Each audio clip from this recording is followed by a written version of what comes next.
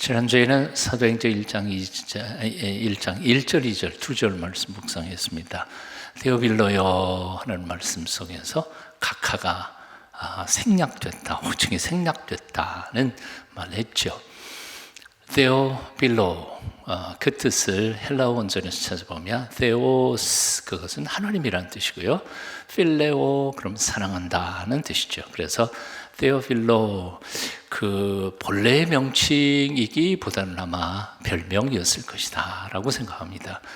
왜냐하면 고위직 공무원이 새로운 신자가 되어서 신앙생활을 시작했다고 말할 때에 사람들은 이상한 눈으로 볼 수도 있거든요. 그리고 공연히 엉뚱한 소리를 들을 수 있으니까요. 그러니까 아마 다른 이름으로 이렇게 불러서 보냈을 것이다. 그래도 그 이름은 참 은혜로운 이름이다, 그런 생각이 듭니다. 뭐요? 데오빌로, 하나님을 사랑하는 자라는 뜻입니다. 여러분은 데오빌로가 아닌가요? 대답을 못 하시네. 하나님 사랑하세요? 그럼 여러분이 데오빌로인 거죠. 데오빌로예요. 근데 두 번째, 즉 누가복음을 쭉 쓰고 난 후에 그것을 읽으면서 신앙이 성숙해진 데오빌로 각하에게 이제는 더 이상 각하를 붙이지 않고 데오빌로요라고 불렀습니다. 즉 하나님을 사랑하는 사람이 되고 난 후에는 호칭은 별로 중요한 게 아니라는 거죠. 예수 그리스도 안에 각하가 없어요.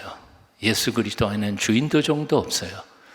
예수 그리스도 안에는 대통령이나 동석이나 다 같은 한 사람이 죄인일 수밖에 없는 것이죠.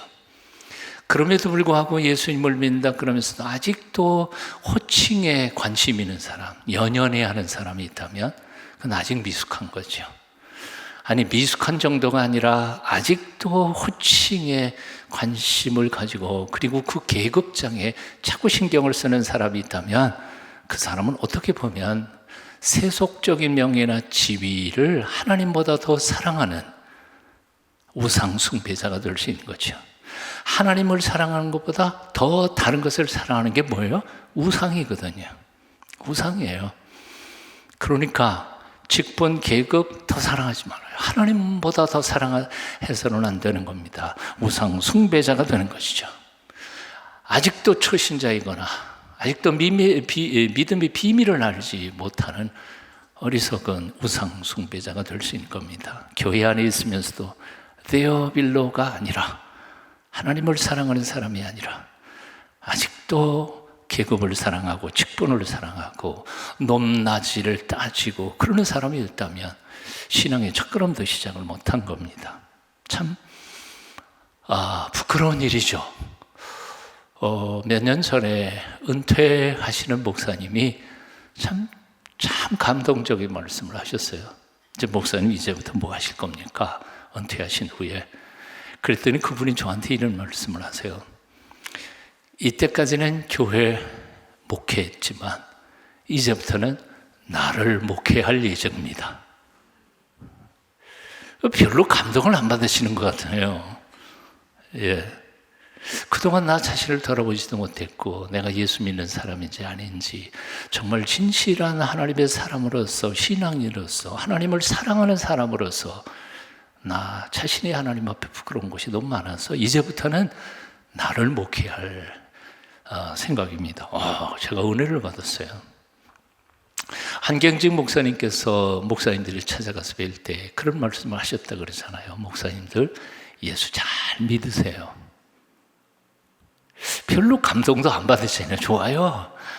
목사님들 보고 예수 잘 믿으라. 그 말이 얼마나 충격적이면서도 도전적인 말씀이세요. 목사들이 예수 잘 안 믿는다는 얘기예요. 장로들, 권사들이 예수 잘 안 믿는다는 거예요. 호칭이 중요한 게 아니에요. 각하, 장로, 목사, 권사, 이게 중요한 게 아니에요. 내가 정말 예수님을 사랑하시는가? 정말 하나님을 사랑하는가? 본질이 바로 거기에 있다는 거예요. 직분에 너무 목매고 살지 마세요. 정말 내가 예수 믿는 사람인지 아닌지에 대하여 깊이 고민하면서 데오빌로, 하나님을 사랑하는 사람들이 다 되시기를 축원합니다. 1절, 2절을 묵상하면서 이런 말씀이 있었죠. 데오빌로요, 내가 먼저 쓴 글에서는, 그리고 쭉 얘기하면서 소개를 했어요. 먼저 쓴 글, 즉 누가복음의 내용 요약을 했습니다. 뭐라고 그랬어요? 예수 그리스도의 행하심과 가르치심으로 시작함으로부터 시작해서 성령으로 명하시고 승천하실 때까지의 일을 적었다. 이게 2절에 있는 말씀이었죠. 자, 뭐 간단한 얘기지만 그러면 누가복음 전체의 내용은 한마디로 말하면 누구 얘기라는 거예요? 누구 얘기? 예수님의 이야기라는 거죠. 예수님의 행적과 그리고 가르치심. 그게 바로 누가복음의 핵심인 거예요. 달리 말하면 예수님 이야기예요. 즉 복음서란 뭐냐 하면 예수 그리스도 그분에 대한 스토리를 예수님의 이야기라고 말하는 거죠.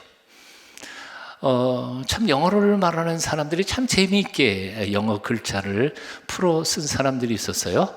히스토리, 영어로 뭐라 그래요? 히스토리, 역사죠. 역사는 뭐예요? His story. 여러분, his라는 말이 그 의라는 말로 번역이 되지만 대문자 H를 쓸 때에는 그건 아무나 그이가 아니고 누구예요? 하나님. 하나님에게 쓸 때에만 대문자를 쓰는 거예요. 그래서 His story라는 말은 바로 예수님의 이야기라는 거예요. 즉, 그 역사관은 이렇게 표현하는 거죠. 인간의 역사란 뭐예요? 바로 예수 그리스도의 이야기라는 거예요. 그 예수 그리스도가 전면으로 나타나든지 그 역사 속에 밑바닥으로 흐르든지 간에 어쨌든 간에 역사란 바로 예수 그리스도의 이야기라는 거죠. 그 역사를 공부하면서 예수 그리스도를 만나지 못했다면 그 역사를 잘못 공부한 거죠. 예수님 이전의 역사를 가리켜서 BC라고 하죠. Before Christ. 그리스도 이전에 오신 역사가 BC입니다. 예수님이 이후에 온 역사를 가리켜서 AD라고 하죠. AD는 뭐예요? Anno Domini. 라틴어로 Anno Domini라고 하는 것인데 그 뜻은 In the year of the Lord. 주님의 해 안에라는 뜻이에요. Anno Domini라는 말은 즉 주님이 오신 해 안에 몇 년이 지났다는 거죠. 그러면 AD 2019년은 뭐예요? 예수님이 오신 지 2019년이 되는 해가 올해인 거죠. 그러니까 우리는 예수님이 오신 해로부터 지금 2019년 안에 지금 살고 있는 거예요. 인간의 역사는 나도 모르는 사이에 예수 안 믿는 사람들은 예수님을 부인한다 할지라도 여전히 예수 그리스도의 품속에 지금 살고 있는 거예요. 구약이란 예수님이 오실 것을 예언한 책이고요. 신약 성경에서 복음서는 바로 금방 얘기했던 것처럼 예수님께서 오셔서 어떤 활동을 하셨고 어떻게 가르치신 것을 적어놓은 것이 복음서이고, 그리고 사도행전이란 그 예수 그리스도를 만난 사람들, 그리고 그 예수 그리스도의 복음에 대하여 가르치는 사람들을 통해서 세워진 교회가 어떻게 확장되었느냐 하는 교회 이야기고요. 그리고 서신서는 어떻게 하면 그 예수 그리스도를 본받아서 우리도 성숙한 하나님의 백성으로 살아갈 것이냐를 가르치는 교리서이고요. 요한계시록은 뭐예요? 예수님은 다시 오신다고 하는 예언의 말씀이 요한계시록이죠. 그러니까 한마디로 말해서 뭐예요? 다 예수님의 이야기예요. 예수님의 이야기가 곧 복음이고, 복음이 바로 예수 그리스도 이야기, 성경의 이야기고 역사의 이야기라는 거죠. 그래서 예수님께서는 요한복음 5장 39절에서 이렇게 말씀하셨어요. 함께 같이 읽어보실까요? 시작. 너희가 성경에서 영생을 얻는 줄 생각하고 성경을 연구하거니와 이 성경이 곧 누구에게 대하여? 내게 대하여 증언하는 것이니라. 자, 이런 이유 때문에 예수님을 만나고 예수님을 알고 예수님을 믿으면 소위 말하는 구원을 받습니다. 하나님을 아버지라고 부를 수 있고, 그리고 하나님께서 예비하신 하나님의 나라에 들어갈 수 있습니다. 하지만 아무리 성경 지식이 해박하고 신학 박사를 10개를 가지고 있다 할지라도 그 실체이신 그냥 개념으로서의 예수님이 아니고 살아계신 예수 그리스도를 만나지 못했고 그분을 알지 못했고 그분을 믿지 못한다면 그는 구원의 문턱도 못 들어간 것이죠. 아니, 목사님 그럴 수가 있어요? 신학 박사 10개를 가졌는데 예수님을 모를 수가 있어요? 모를 수가 있어요. 모를 수가 있다니까요. 예? 역사적 예수, 이론적으로 그를 알고 논리적으로 학문적으로 얘기를 하면서도 실제로 2000년 전에 인격적 예수에 대해서 믿지 않는 신학자들도 제법 많아요.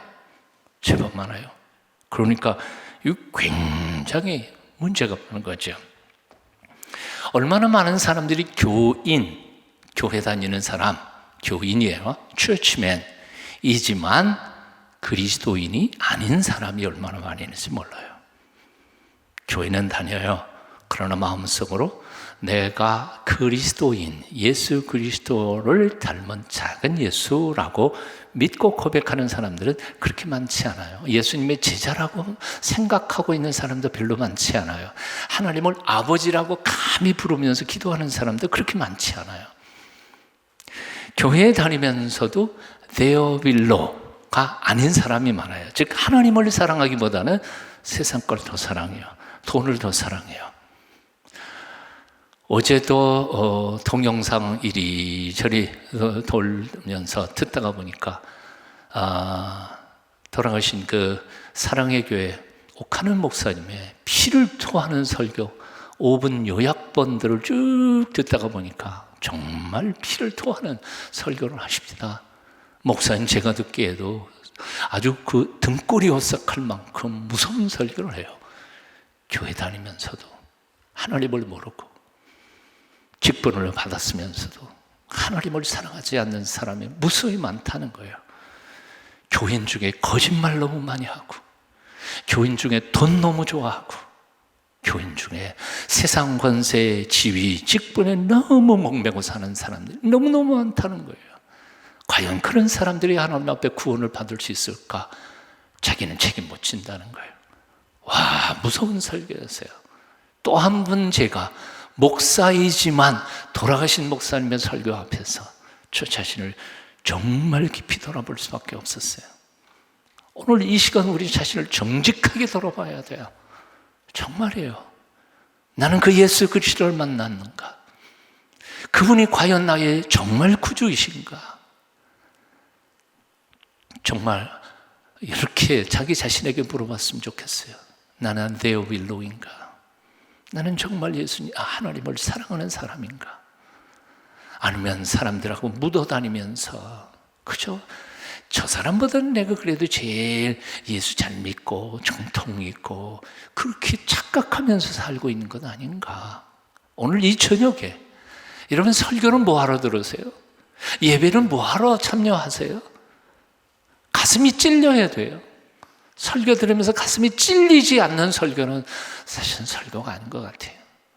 뭐 윤리 도덕 강의 들으러 오신 건 아니잖아요. 성령께서 내 가슴에 찔러주시는 그 음성을 들으면서 삶을 고치고 생각을 바꿀 때 비로소 나는 성숙하고 하나님의 구원의 사랑으로 하나님 앞에 드려질 줄로 믿습니다. 다시 묻습니다. 여러분은 데어빌로입니까? 정말 하나님을 사랑하시는 사람들입니까? 아니면 아직도 각하나 회장이나 총무나 이런 이름 때문에 마음 상하기도 하고 시기 질투하기도 하고 그러고 삽니까? 그리스도인 아니에요. 오늘 이 밤에 예수 그리스도를 다시 한 번 더 확실하게 만나는 밤이 되시기를 축원합니다. 그분과 교제가 멀어졌다면 오늘 이 밤에 교제가 조금 더 뜨겁게 다시 가까워지시기를 축원합니다. 관계가 회복되기를 원합니다. 누가는 이제까지 복음서에서 무엇을 썼는지 요약을 한 후에 오늘 3절에 들어가면서 누가는 또 다른 이야기를 합니다. 40일 동안 제자들과 함께 머무시면서 행하셨던 일을 3절 한 절에 요약합니다. 사실은 한 절밖에 안 되지만 할 얘기는 너무너무 많습니다. 어쩌면 다음 주까지 이어질지도 모르겠습니다. 오늘 본문은 이렇게 시작하죠. 한번 따라해 보실래요? 그가 고난받으신 후에 예수님이 고난 받으신 거죠. 예수님이 고난 받으셨는데 고난 많이 받으셨죠. 하지만 예수님의 고난의 핵심, 정점은 십자가이죠. 십자가. 그러니까 예수님께서 십자가에 죽으신 후에 부활하시고 하는 말씀이 시작되는 겁니다. 자, 여기서 질문이 있어요. 예수님이 고난받으신 십자가가 왜 복음일 수 있는가 하는 거예요.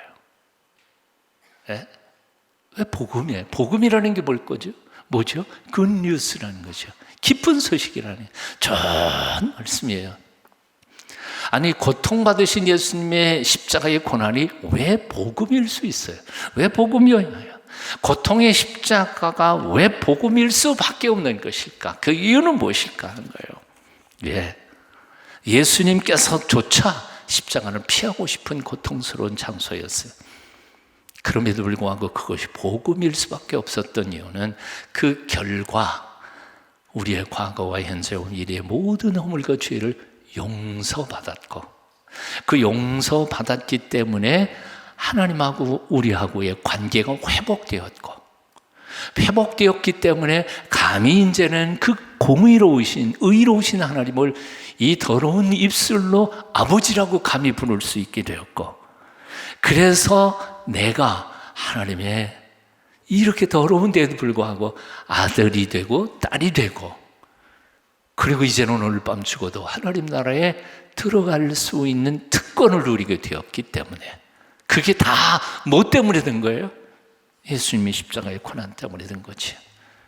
그래서 그게 기쁜 소식일 수밖에 없는 거예요. 근데 요즘에 하나님의 백성들은 기쁜 소식을 들으면서도 하나도 안 기뻐. 왜 그럴까요?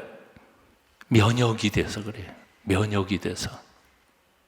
맨 처음 절에 다니다가 교회 와가지고 그 소식을 들었을 땐, 와, 그럴 수도 있구나. 너무너무 감격해. 눈물 콧물 흘리면서 며칠 밤을 부흥회에서 그렇게 울면서 감격하고 감사했는데, 요즘은 그 감격이 잃어버린 것 같아요.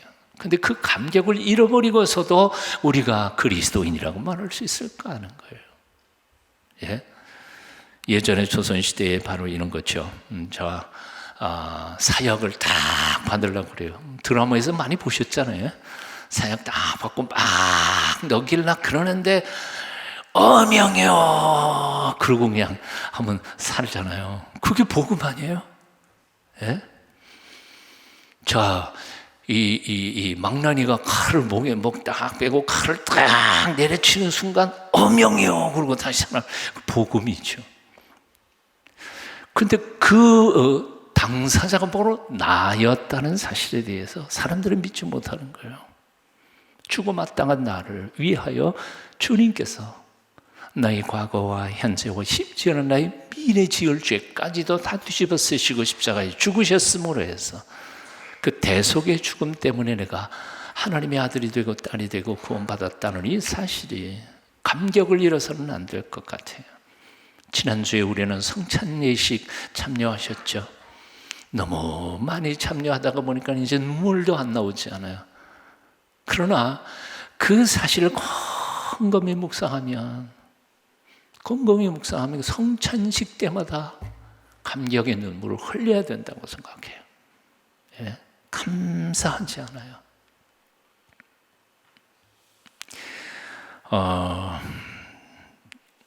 나는 이 찬송가 참 좋아하는데요.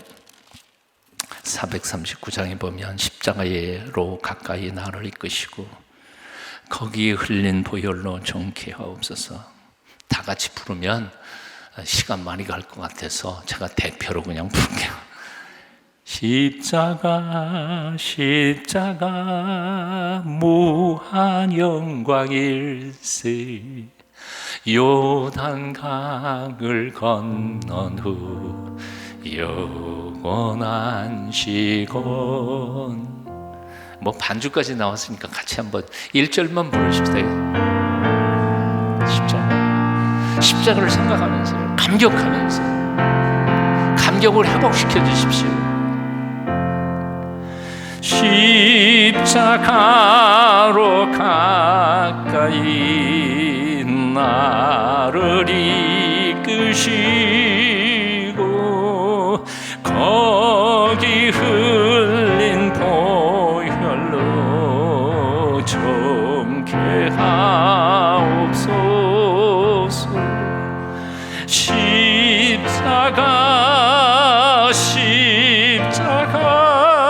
무한 영광일세. 요단 강을 건넌 후 원한 시온네. 아멘. 찬송가 151장은 또 이렇게 찬양합니다. 만왕의 왕 내 주께서 왜 고초당했나. 이 벌레 같은 날 위에 그 보혈을 올렸네. 십자가 내가 처음 볼 때에 나의 마음의 큰 고통 사라져. 오늘 믿고서 내 눈을 밝았네. 참 내 기쁨 영원하도다.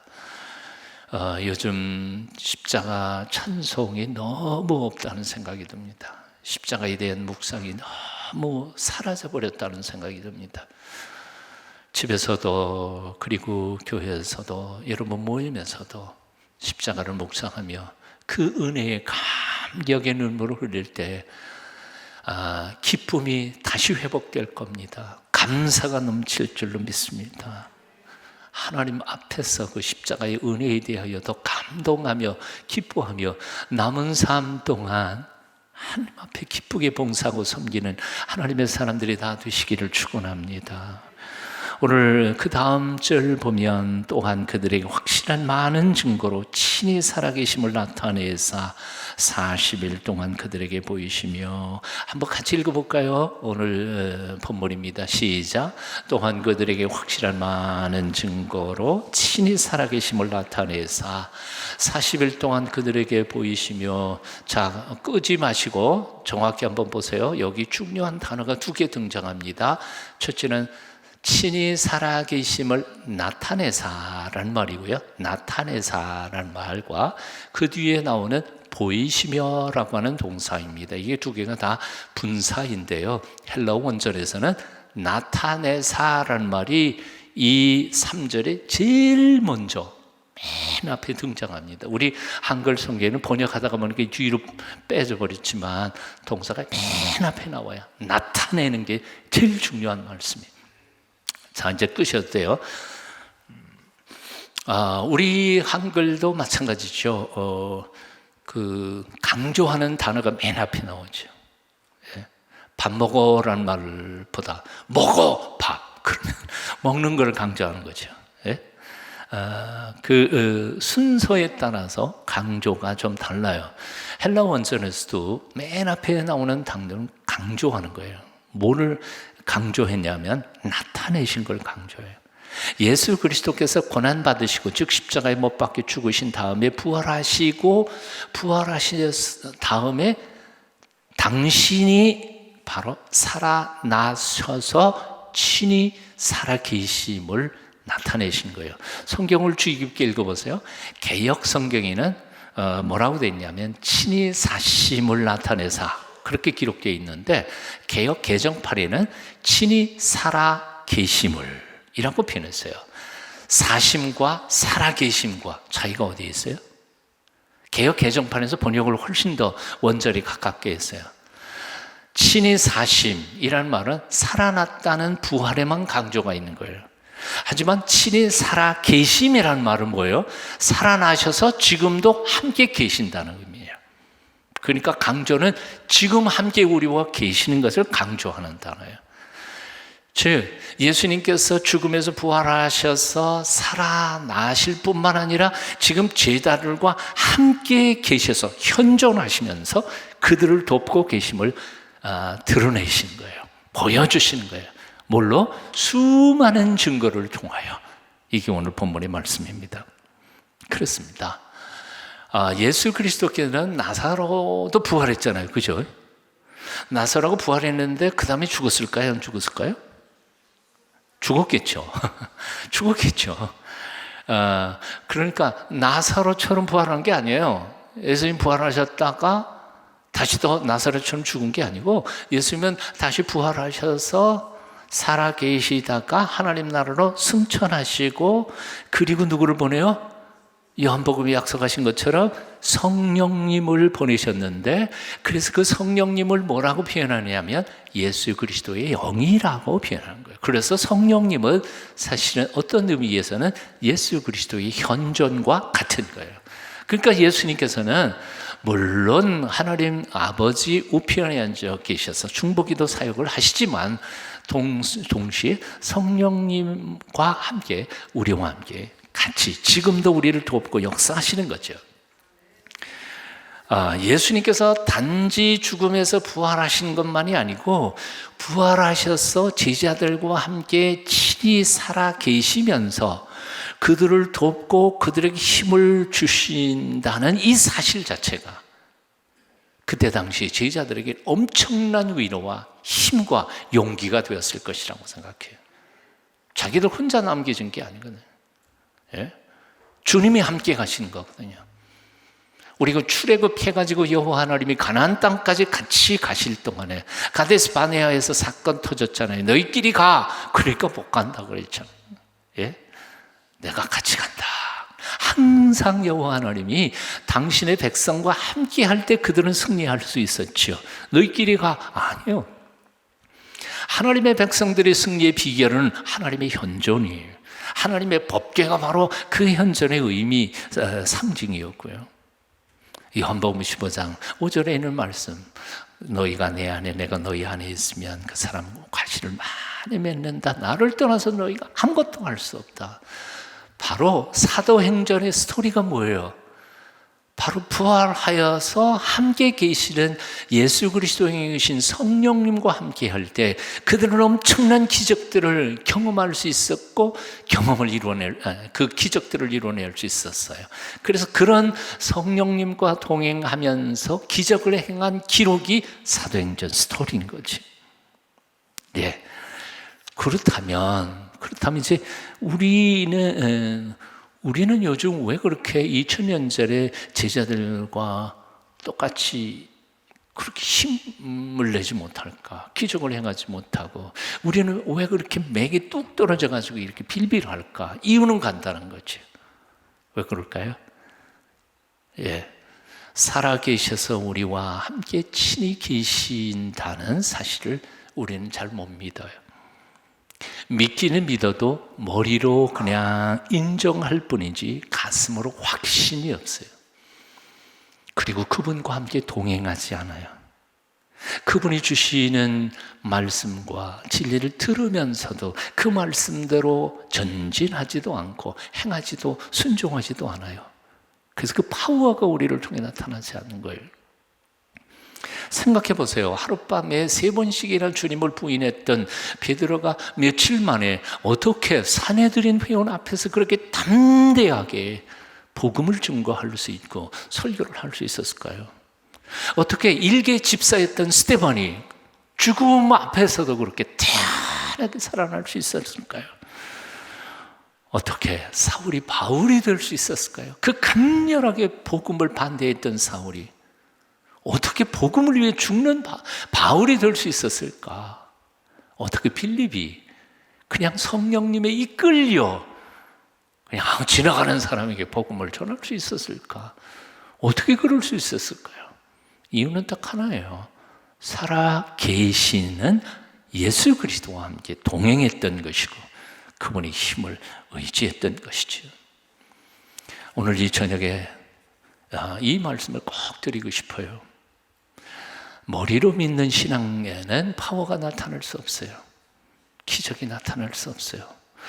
잔꾀로 굴리고 계산하는 생각 가지고는 하나님의 영광을 드러낼 수 없어요. 말로만 믿습니다 하는 믿음 가지고는 기적이 안 나타나요. 여러분, 우리의 지난 신앙생활이 다 기적 아닌가요? 여러분 생각해 보세요.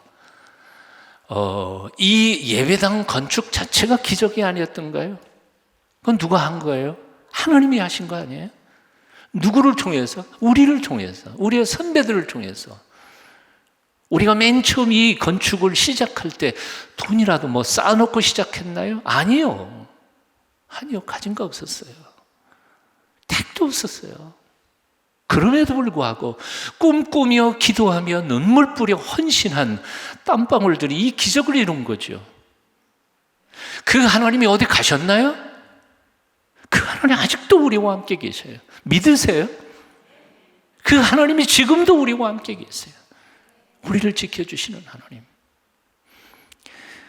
이 며칠 동안 제가 하도 2020년, 2021년 금융위기, 세계적인 글로벌 위기가 온다 그런 얘기해서 이런저런 책들도 한번 읽어가면서 지난 금융 역사 이런 거 한번 읽어보고 있습니다. 그랬는데 재미없었던, 저는 그게 정말 재미없거든요. 그래서 안 읽었던 부분인데 그게 알아야 될 것 같아서 읽다가 보니까 하나님의 은혜를 그 속에서 경험한 게 있어요.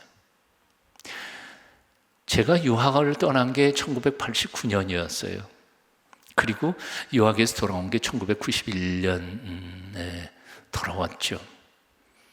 그런데 그 금융의 역사를 쭉 살펴보니까 세상에 미국이 재정이 어려워가지고 이 미 달러하고 한국의 원화 가치가 제일 떨어졌던 때가 바로 그때였어요. 난 돈이 없었거든요.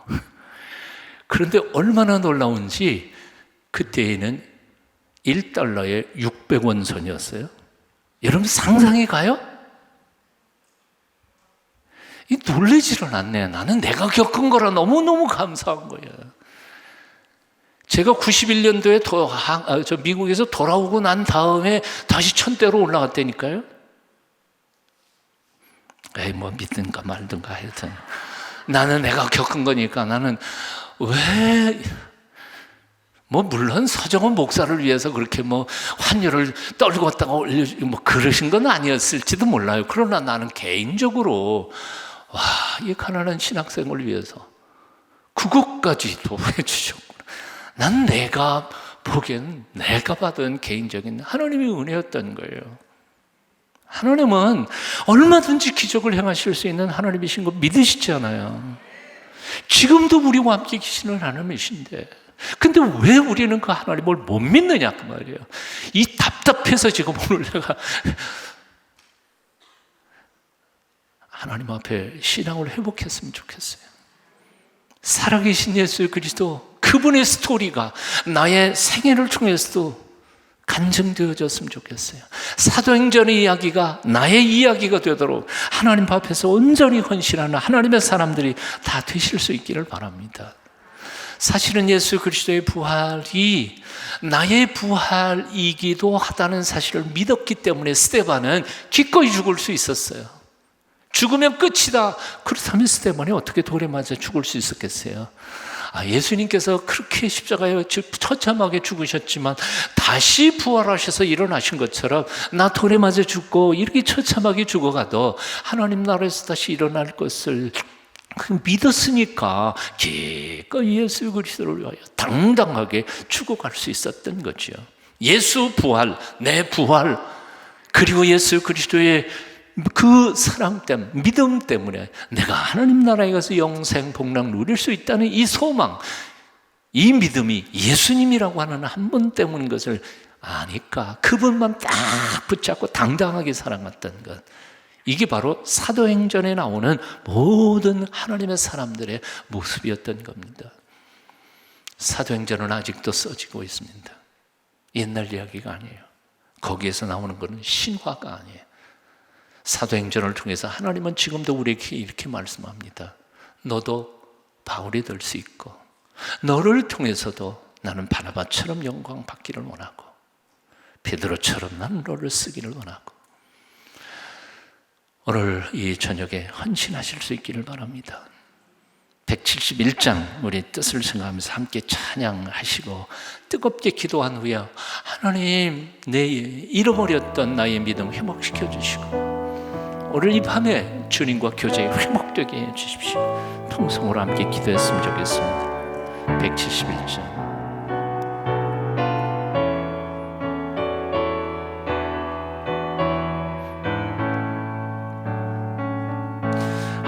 하나님의 독생자 예수 날 위하여 오시었네. 내 모든 죄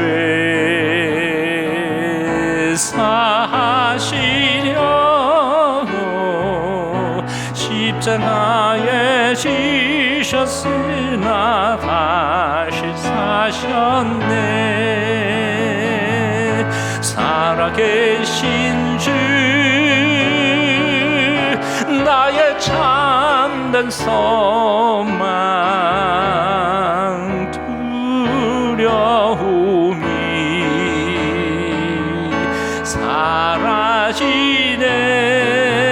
사라지네.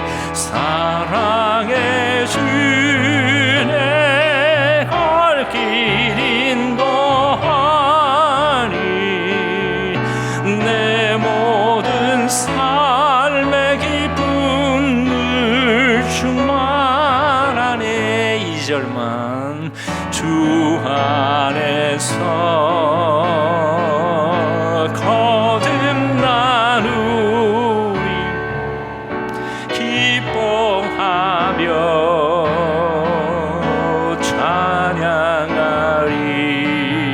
찬양하리.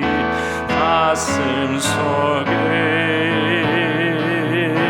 넘치는 격신 우리의 가는 길에 소망 넘치네. 살아계신 주 나의 참된 소망 두려움이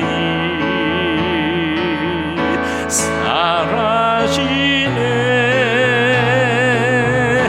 사랑의 주 내 갈 길 인도하니 내 모든 삶의 기쁨 늘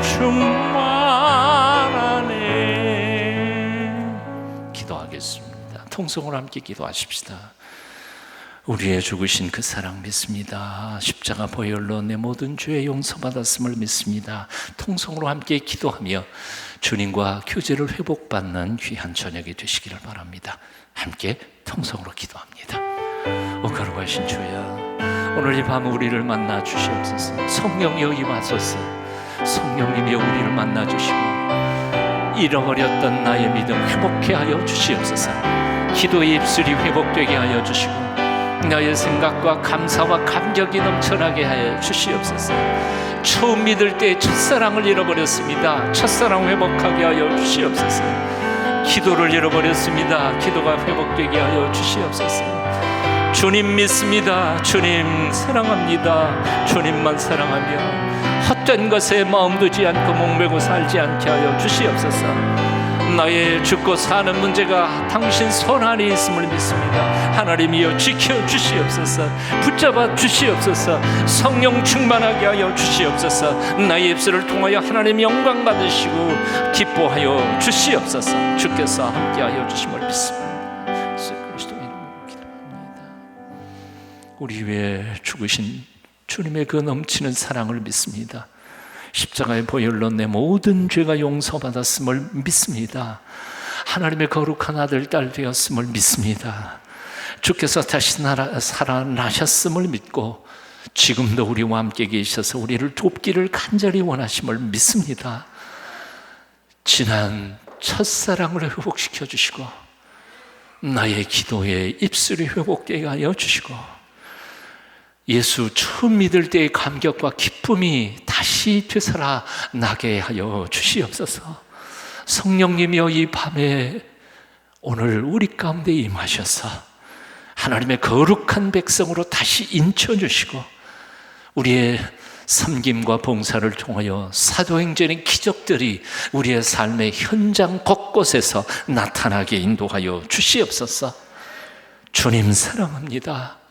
주님 더욱 사랑하게 하여 주시옵소서. 예수님의 이름으로 기도하옵나이다. 아멘.